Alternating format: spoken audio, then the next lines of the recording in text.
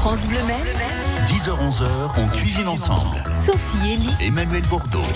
Bonjour à toutes et à tous et bonne rentrée avec France Bleu Maine pour se remettre de nos émotions. On va chercher le réconfort dans l'assiette et dans le verre, Emmanuel Bordeaux. On va cuisiner au vin. Alors sachez que quand vous cuisinez, l'alcool s'évapore, donc on peut servir des sauces au vin aux enfants dès ce soir, après l'école. Ils vont peut-être un peu mieux dormir. Il est bon de le noter, mais pour le vin qui reste dans la bouteille, c'est que pour les grands et avec modération aussi. Si vous le voulez.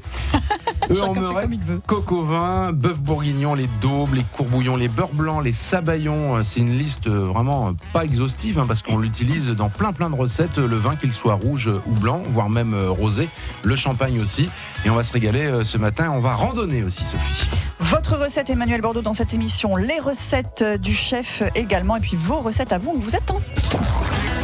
Vos questions, vos recettes, votre avis, appelez-nous 02 43 29 10 10. On cuisine ensemble sur France Bleu Maine. Et puis pourquoi pas aussi les recettes de Sandrine Perel. Je sais qu'elle cuisine aussi, Sandrine. Bonjour. Bonjour. Un petit peu quand même, Sandrine, Oui, la un petit cuisine. peu, oui. L'œnologue du groupement de développement viticole de la Sarthe et le retour de vignes, vins et rando. C'est un petit peu pour prolonger les vacances chaque année, ce rendez-vous. Exactement. Et puis pour amorcer aussi le nouveau millésime. 2016 qui se profile. Alors on ne sait pas trop comment, on va avoir l'occasion d'en parler ce matin, c'est très incertain et compliqué aussi en fonction de cette météo très difficile cette année particulièrement. Olivier Boussard, bonjour. Bonjour à vous. On vous souhaite une bonne rentrée, mais vous, la rentrée c'est déjà faite, Olivier. Déjà fait, oui. Voilà, le chef du Beaulieu de la Réserve, avec la cuisine au vin qui fait partie aussi de votre quotidien, j'imagine, Olivier. Beaucoup de vin. Sur toutes les bases de sauce, il y a une petite goutte de vin ou d'alcool dedans, oui. De toute façon, vous avez amené votre foie gras poché au vin, au Pinot de Nice pour être plus précis. C'est votre petit déjeuner, Olivier, que vous avez amené avec vous. Ça ne me dérange pas. Non, nous j'ai non pas plus. maigri pour les vacances, ça se va bien. Ça vous dérange pas un petit déjeuner au foie gras, Sandrine? Non, moi, ça dérange pas du tout. Ça dérange personne, a priori. Alors c'est vrai que souvent on utilise le vin blanc, le vin liquoreux pour les foies gras. Là c'est du vin rouge que vous utilisez. Ah oui. J'avais créé cette recette justement pour vous il y a une dizaine d'années. Ouais. Vous avez fait un repas au Beaulieu et il m'avait demandé de faire un truc. Ça m'était pris, tu vas faire un vin poché au vin de Loire. Voilà. Ouais. Et c'est un succès et ça reste à votre carte, ça, a priori. On va goûter ça, évidemment, Sandrine. Exactement, ouais. Vous vous avez un souvenez, il y a 10 ans de ce foie gras? Oui, je me souviens en tout cas de l'événement. C'était pour la 50e, je crois, de 50e anniversaire de Janière, en fait.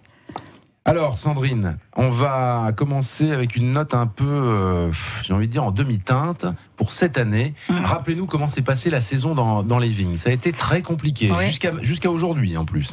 Oui. On est toujours un petit peu dans l'expectative jusqu'à la récolte, quoi. Et après, c'est vrai qu'on a accumulé pas mal d'événements, on va dire, climatiques. On a déjà eu au mois de mai le gel. Donc un gel assez tardif et puis un gel assez féroce, on va dire, parce qu'il a entamé à peu près 50% de la récolte. D'accord. Donc là, les grains étaient déjà un petit peu formés, où il y avait les fleurs, c'était à quel moment? Non, du tout. Là, on était vraiment... c'était juste amorcé, quoi. D'accord. Donc, on avait quelques... Alors, ce ne sont pas les grappes les plus développées qui se sont... Enfin, les grappes, c'était pas encore des grappes. Les bourgeons les plus développés qui ont été touchés, ce sont ceux qui étaient moins développés au final.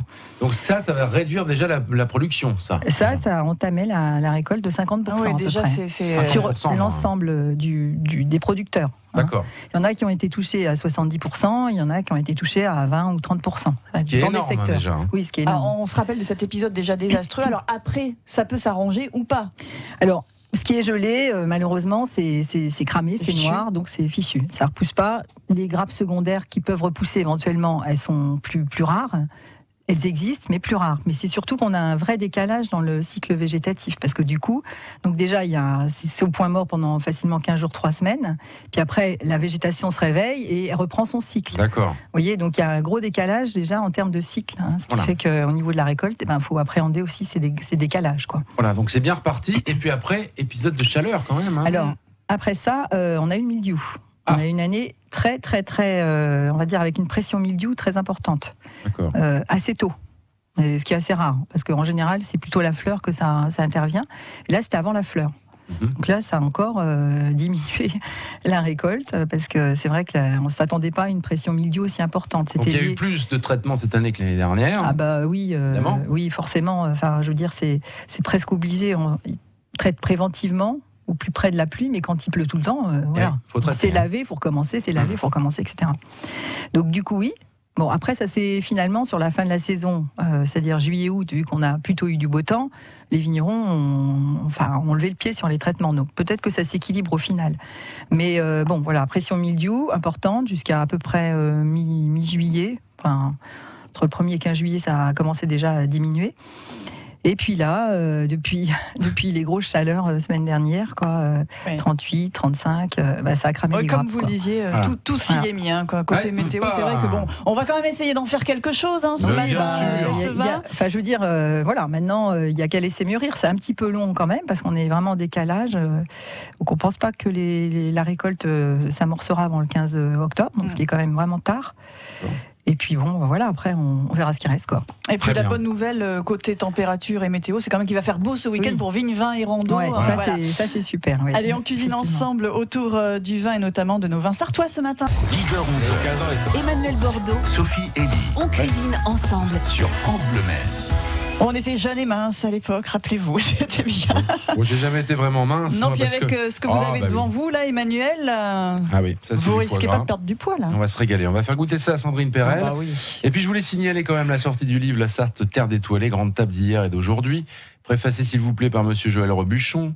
Et à l'intérieur, on retrouve évidemment Olivier Boussard. Entre autres, oui, il y a les grandes chefs sartois. D'hier et d'aujourd'hui. Donc voilà, avec 2 recettes. Il n'y a pas de recette au vin de mémoire. Vous avez fait des choses assez simples, mais assez goûteuses aussi quand même. On fait confiance cocottes avec du caviar, sole meunière aux truffes, et puis riz d'agneau des Pyrénées avec morilles et truffes. Voilà, c'est un exemple de les classiques de votre cuisine. C'est pas mauvais tout ça, voyez-vous. C'est un très très beau livre, une très très belle somme. Il faudrait qu'il fasse la même chose autour du vin, Sandrine Perel. Ça serait pas mal. C'est vrai que ça serait une bonne idée. On va vous passer le livre. On va d'abord vous passer un petit toast foie gras, Sandrine, peut-être. Ce sera encore mieux. Vigne, Vin et Rando. Quel succès ce week-end. Quel succès, Vigne, Vin et Rando. Combien de personnes dans les vignes chaque année à peu près Chez nous, on a aux environs de 600 personnes, un petit peu plus. Chaque année, on augmente un petit peu les... Mais bon, les capacités d'accueil sont relativement réduites, puisqu'on a peu de vignerons, mais voilà, on accueille à peu près 600 randonneurs et 11 000 sur toute la Loire, en fait. Et selon vous, qu'est-ce qui fait le succès de cette animation ? Parce qu'effectivement, on va à la rencontre des vignerons, mais pas seulement. Il y a tout ce qu'il y a autour de l'événement. Que les consommateurs, on va dire, ceux qui aiment le vin, viennent sur place pour voir comment sont les vignes, comment on travaille les vignes, comment on travaille le vin aussi, puisque les explications sont données sur tous les aspects, on va dire, techniques. Donc c'est un attrait pour le travail du vigneron, en fait. C'est une vraie déambulation. C'est compté. Et on va rire aussi particulièrement cette année. Alors je sais que vous avez le vin joyeux, vous, Emmanuel. Ah oui, j'ai le vin mais ça n'empêche que vous avez proposé des animations yoga du rire. On cherche aussi la nouveauté. Oui, on essaie de trouver un fil rouge, un fil conducteur pour toutes les randonnées. Et donc on fait une sorte on se concerte pour savoir quelles sont les choses qu'on peut proposer, et le bien-être, c'est quand même très, très tendance, donc on a proposé ce yoga du rire, mais au milieu des vignes. Donc un petit moment de détente. Vous voyez pratiquer ça, vous, Olivier, le yoga du rire dans la cuisine? Le rire, c'est... peut-être dans la cuisine, on pratique quand même. Oui, on n'est pas tendu quand même. Non, pas toujours. On peut stresser quand même de temps en temps, mais... Et le bien-être passe par l'assiette, évidemment. Ouais. On la donne, cette recette de foie gras, Olivier Boussard, ou c'est un secret de fabrication? Pas du tout. Moi, j'ai plus de secret, même. Tenez, Sandrine. Sandrine, vous goûtez pendant qu'Olivier nous dit comment on prépare un foie gras comme ça. Donc, l'histoire, on déveine le foie gras. Beau foie gras, toujours frais, qu'on déveine entièrement. Ensuite, pendant ce temps-là, on va faire bouillir donc, moi, j'ai fait un pinot d'Onis que je fais bouillir. Là, on va parler pour un lobe de 500 grammes. On va faire simple. On fait bouillir environ 2 bouteilles de vin avec un peu de cannelle, un peu de sel, du poivre. On l'aromatise un petit peu, je dirais, comme une sangria, on va dire. D'accord, mais léger. Léger, ouais. Parce qu'après, si on met, par exemple, si on met trop de jus d'orange, c'est plus rien à voir. Et puis, naturellement, le pinot d'Onis, c'est poivré. Voilà, tout à fait. Donc, l'histoire, après, on a dénervé notre foie gras. On le reconstitue, ce qu'on appelle, on va dire, en saucisson. On met un papier film, On le remet dedans et on va le rouler pour reformer en forme de saucisson. Ensuite, on l'enveloppe dans un torchon. Et là, on va le faire pocher environ 15 minutes 30 minutes.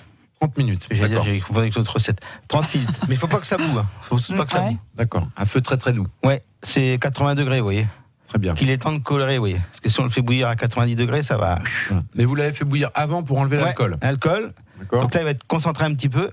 Et on fait poser ça une demi-heure. D'accord. Et après, on met en terrine. Non, on laisse comme ça. Non, comme ça, refroidir. Nous, on le met en cellule, qui va leur refroidir très vite. Autrement, vous lui donnez votre frigo. Et après, on développe tout ça. Et on coupe et on a une petite couleur marbrée un petit peu. Terminé, et on déguste effectivement, il est marbré. On fait une petite pause pendant laquelle Sandrine va nous imaginer un accord mais vin tout simple et puis un peut-être plus imaginatif. Et puis on continue de cuisiner ensemble autour du vin ce matin. 10h, 11h. Emmanuel Bordeaux, Sophie Elie on cuisine ensemble. sur France Bleu Maine. Avec Sandrine Perel, avec Olivier Boussard qui nous a amené de somptueux toasts au foie gras et sauce au vin. Et tout à fait. Sandrine, Rouge. alors voilà déjà, ça se déguste tout seul, mais un petit coup par-dessus. Ça ne se refuse pas. Pourquoi pas avec un petit coteau du Loir Voilà, tout simplement, rouge, tout simplement. C'est léger et frais.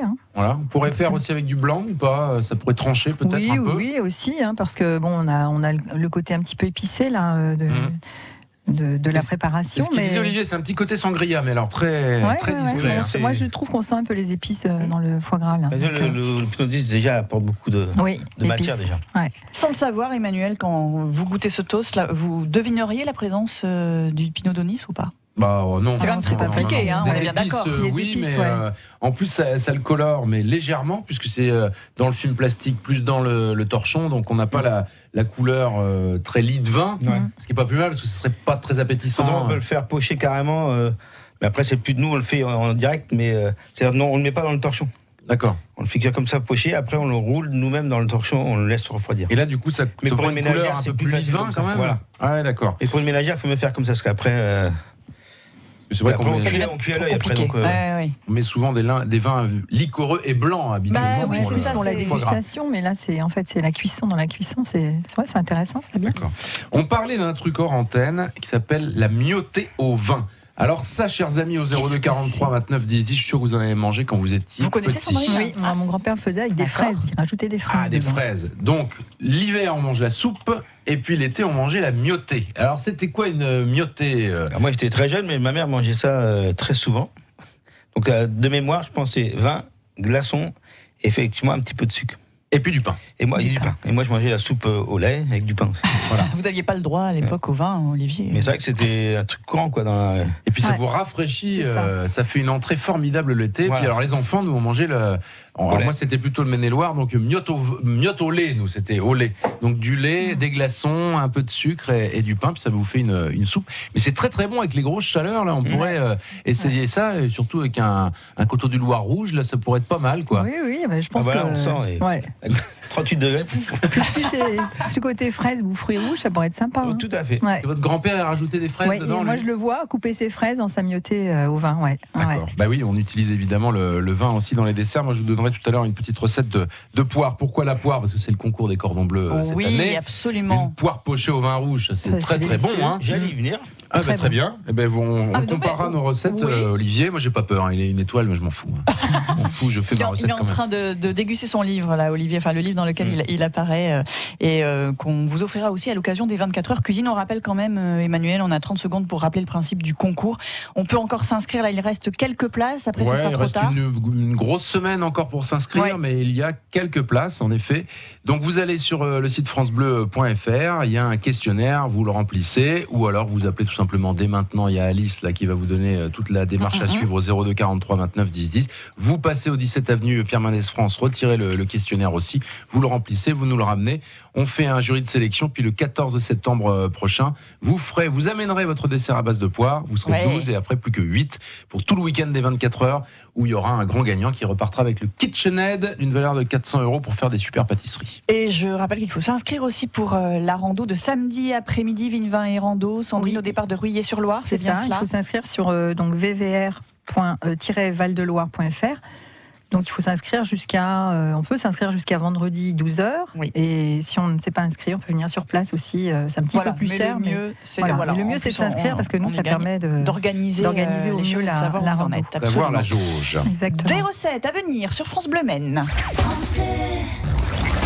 02 43 29 10 10. On cuisine ensemble sur France Bleu Maine.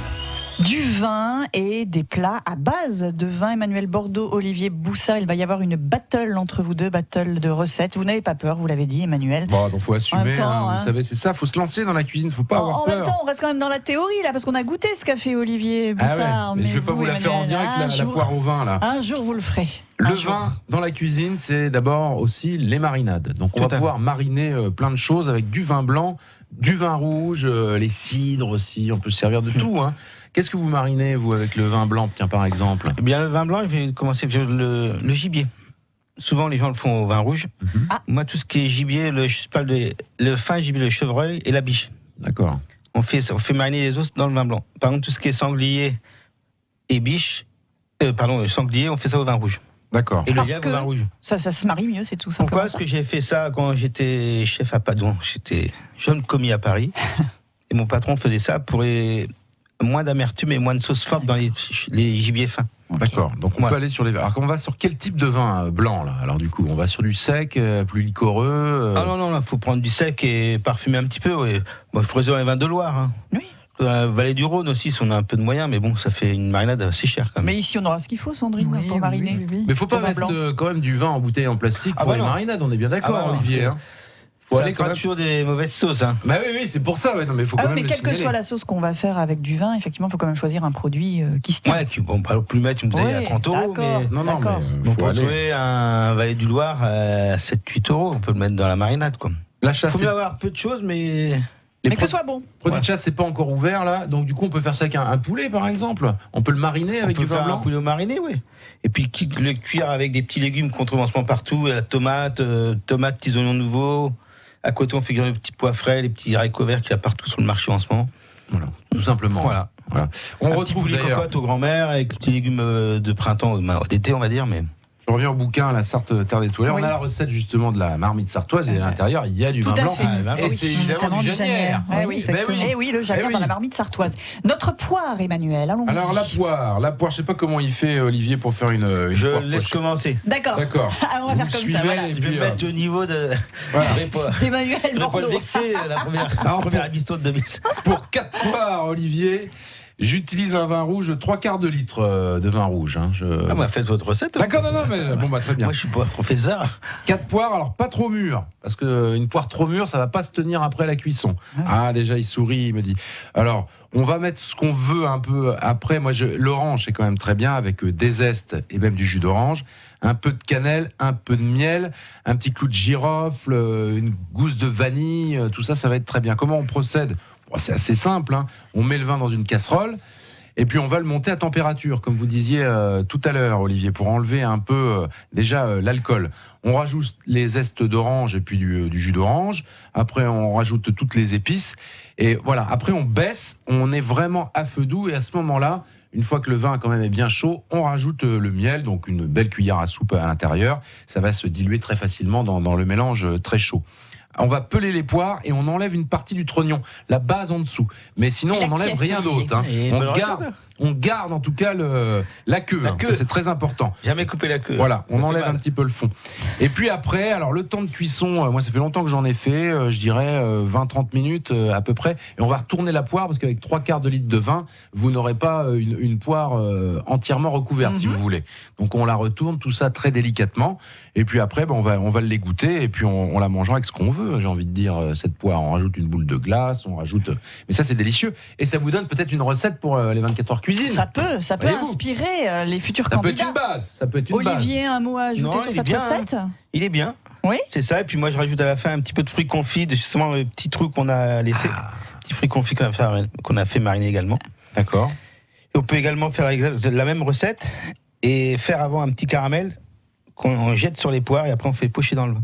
Ouh là là, alors ça c'est voilà. Vous voyez la différence entre un chef voilà, et un plus, amateur, hein, voilà. forcément. Non, mais autrement, tout ce qu'il a dit, c'est ça. Vous voyez, c'est la cannelle, l'orange, on fait réduire un petit peu. Alors, mais du coup, parce que le temps de cuisson, parce que moi j'ai peur un peu de la piquer la poire, parce que ça va être une belle présentation à assiette. Alors ça se fait comment? On touche à la main? Non, on pique, mais avec un petit couteau très pointu au niveau du haut.